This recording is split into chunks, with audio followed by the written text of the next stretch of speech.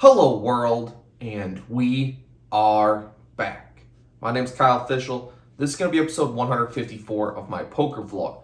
For this one, a 2-5 session at Sarasota, Florida, one-eyed jacks, bunch of hands to go over. We're going to get right into them.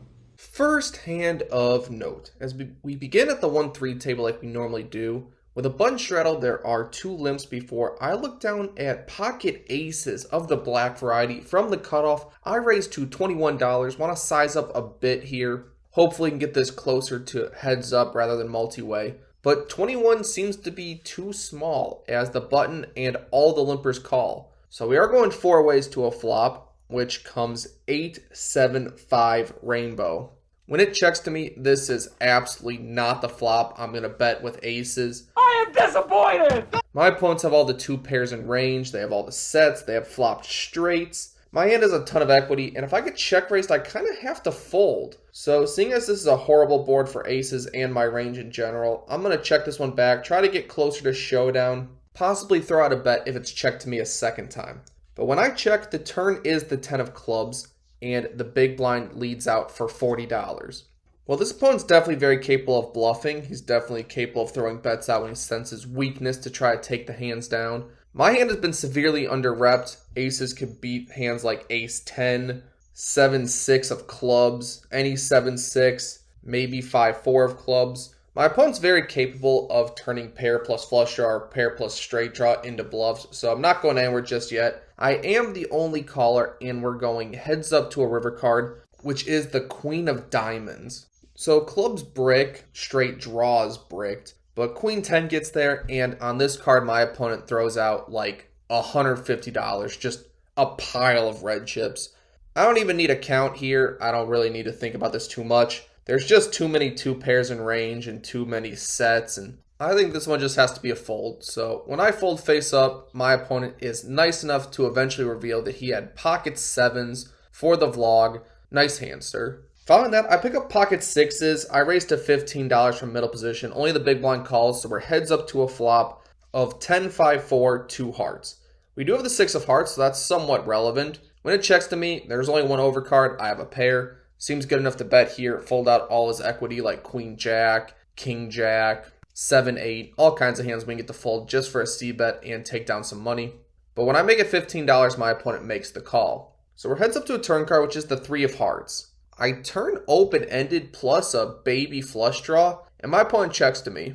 I suppose if I put him on a 10, I could bet here and try to get a 10 to fold. But on this particular hand, I choose to just realize my equity. I check it back, and the river is the 5 of hearts. So we make our baby flush, and our opponent checks to me. I don't really expect my opponent to check if he had an 8 or higher heart.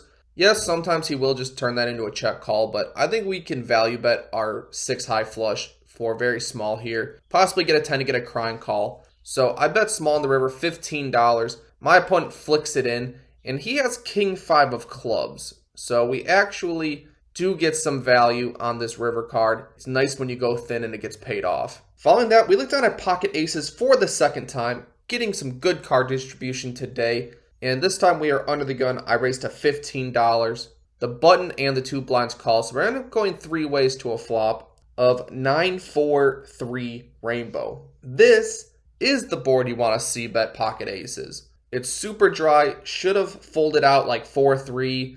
3s and 4s, kind of unlikely. So the only set you're really worried about is 9s, but you can easily get paid off by 9-10, 9-8. You get the idea, as well as middling pocket pairs and the occasional 5-6, ace-5, those type of hands. So I'm going to bet this one small, try to thin the field, get value, get paid by a 9. I bet $25.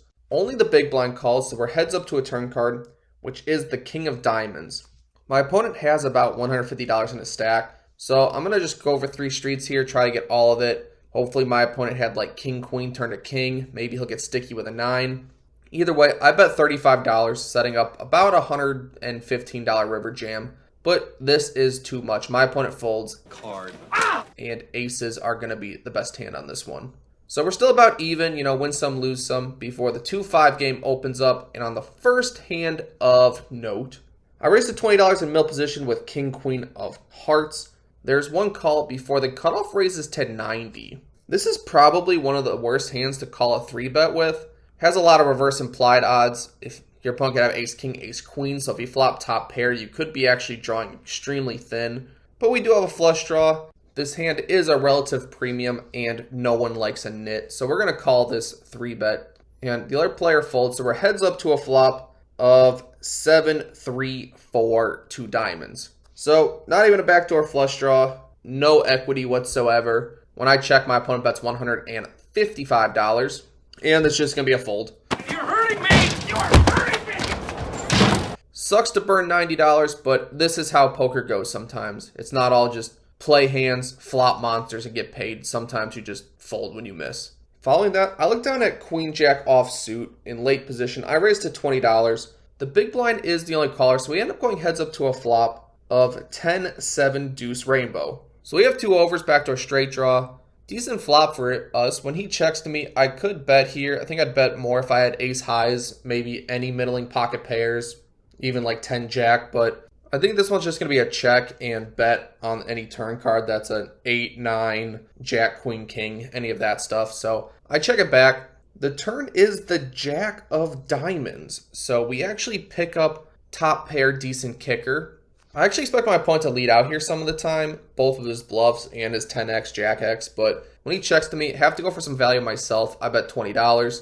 Think my hand is best, so I bet. Very basic. My opponent makes the call, and the turn is the queen of hearts. So we go backdoor 2 pair, don't see it very often, and my opponent checks to me for a 3rd time. Hopefully he has a hand like king jack, king 10, maybe 10-9, any of that. He can never really have ace-king here, and I expect I would have heard from 8-9 earlier than now, so pretty safe to go for some value here. I bet $50, hoping that any pairs will be disbelievers and pay me off, but he folds pretty quickly, and we take down another one. Next hand of note. Under the gun raises to $15. There's one caller. It's on me in middle position. I have king-jack offsuit. Not very much strong enough to 3-bet. I think calling is fine. 3-betting's probably better, but I choose to call and get to play this hand in position. The big blind calls as well, so we end up going 4 ways to a flop of king 8-6 rainbow. So we flop top pair, but we don't really know where we're at. Our kicker could be good. It could be dead to a under the gun opener who has all the ace, king, king, queens in range. But when it checks all the way to me, I'm feeling a lot more confident about my hand. I think I could pretty happily go for some value within the field a little bit, get paid by weaker kings, pocket 10s, pocket jacks, things like that. So I bet $25. The under the gun pre-flop aggressor is the only caller. So this is a player who's really not capped. He could actually have ace, king, king, queen here, and I expect him to turn it into a check call a lot of the time. He's pretty much one of the tightest players at the table. So gonna tread a little bit cautiously going forward until the turn is the king of diamonds. And he checks to me a 2nd time. Now, although ace-king is still possible for him, much less likely as there's very few combinations of it possible. Only one combination of it suited, so we're going to bet again here. We can get value from diamond draws. Maybe he has king 10. Maybe he has pocket queens that won't believe that I turned trips and continued betting, so we're going to bet $35. When my opponent calls again, I'm probably just going to shut down river. I really just peg him for ace-king right now. For some reason, that's the only hand that's going through my head. But the river is the bink jack of hearts. We have the literal nuts. Can't be beaten by anything. And you can put it on the board! That's a game! And my opponent checks to me for a 3rd time. Now we definitely have to size up here. I have to go a little bit closer to polarized. Ace-king pretty much has to call. Could even raise all in. My opponent only has about $300 in his stack. So we're going to put a sizing that kind of entices him to jam. I bet $125. My opponent thinks for a little bit, and he actually almost folds. And then he thinks for a little bit. Looks like he's going to jam. But then he settles on a call. I show my hand knowing it's good, and he had pocket 8s. So we actually backdoor runner full house to beat a flopped set. Today is the day where Kyle just runs super hot. Following that, I button straddle to $10. The big blind raises to 40, and it folds back to me. Looking down at 8-5 of hearts, not very much a premium, but I didn't really straddle just to fold. We're going to defend it with suited gappers, so we call, and we get a miracle flop of ace 8-5 rainbow. So hope my opponent has ace X because we could win a big one here. But my opponent checks to me on the flop. I expect this particular opponent to bet all of his aces, so think he's relegated to air like king, queen, and some marginally made hands such as pocket tens, maybe ace 3 or 4 offsuit, very weak aces that really can't handle pressure at this point. So I'm going to go a little bit sneaky here. I'm going to check this one back. There's not too many turn cards I'm super concerned with against that particular range. When I check it back, the turn is the 7 of diamonds. And my opponent takes a little bit of bait and throws out $35. Happy to just call here and raise river. I think if my opponent had a weak ace, he would play it this way, as well as middling pocket pairs. We're going to go for the smooth call and announce our hand on the river. When I call, the river is the jack of spades. Not my favorite. Pocket jacks definitely possible. Don't expect ace jack all too often, so probably just going to have to raise and reevaluate if I'm 3-bet on this river. But my opponent checks to me.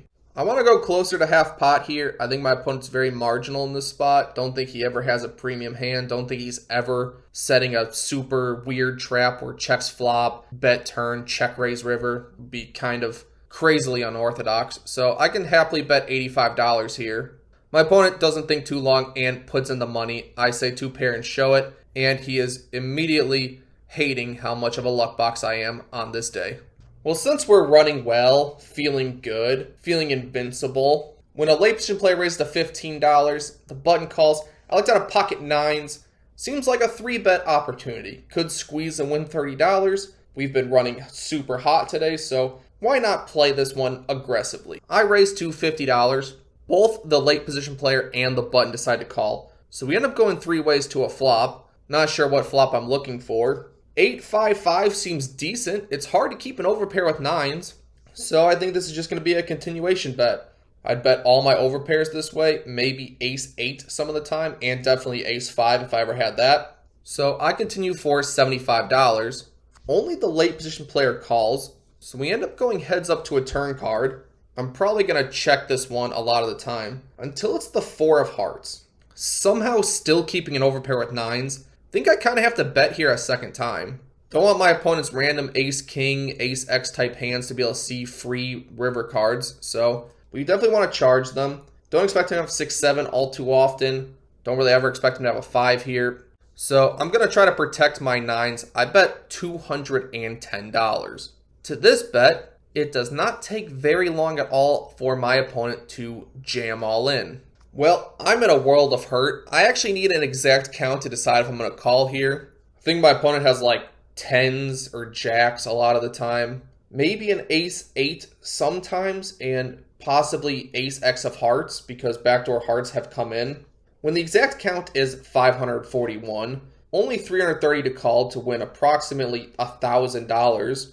I think that enough of the time my opponent here does have backdoor hearts that he's turning into a bluff. That for this price, I just kind of level myself into side calling. Thinking I am behind some of the time against overpairs, I ask my opponent to run it twice. He says absolutely not, it will be 1 time, and I'm dreading it until the river is a 9. Oh my god, the 1 time that he called gives me a rivered full house, and I crack pocket kings.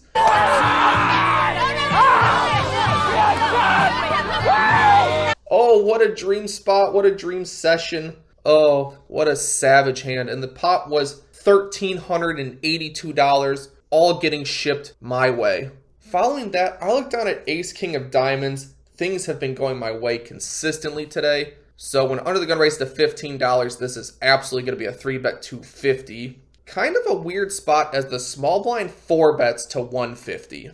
This is definitely a capable player. He does have 4-bet bluffs, I believe. But I decided that I'd like to pot control this a little bit. I get to play the whole hand in position, so that leads me to just call. I would more likely 5-bet rip if I had to play the entire hand out of position, but in this configuration with position, I think calling is also fine. So we end up going heads up to a flop of ace king 10 with 1 diamond. So this is a pretty phenomenal board for me. Not because I flop 2 pair, but because it makes there only 1 combination of aces and kings even possible now. So when my opponent continues for $100, I actually think that he's completely capped at queens or jacks. A lot more combinations of those 2 pocket pairs than aces and kings. I don't really expect him to bet ace queen, ace jack all too often. Maybe ace 10, but I think I'm actually far ahead in this spot, so I think this is a great time to just call and possibly value bet when check to on brick turns. When I make the call, the turn is not a brick. Oh no, it is the queen of clubs. One of the two worst cards in the deck for me, as I actually very hard narrowed my opponent to queens or jacks. So this queen means jacks are a straight, queens are a set. Maybe he would check if he turned a set of queens, but he chooses to bet $300 here.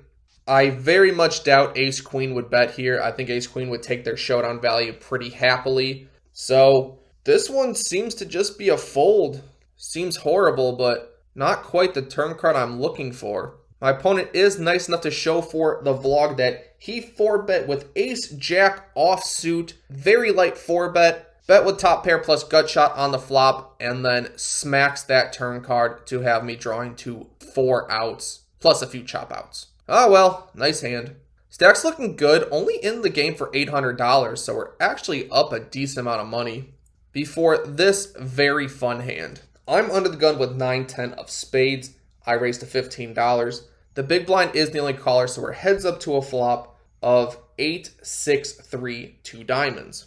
2 overs and a gut shot I think is a great hand to bet. If I hit one of my overs, I improve to top pair plus gut shot, very strong hand. If I hit the gut shot, it's super disguised. So I'm going to continuation bet $15, give my opponents nothings to fold, but he raises to 40.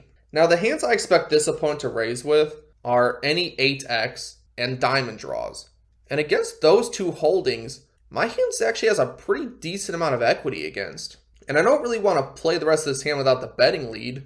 So I think this is the appropriate time to go for a flop 3-bet bluff. That's right, don't see it very often, but I raised to $140. Think it's going to put my opponent's 8x in a horrible spot, diamond draws in a horrible spot. Really tough to continue as I'm repping over pairs, I'm repping sets, I'm repping ace x of diamonds, so if you have a middling diamond, you're probably drawing very, very thin.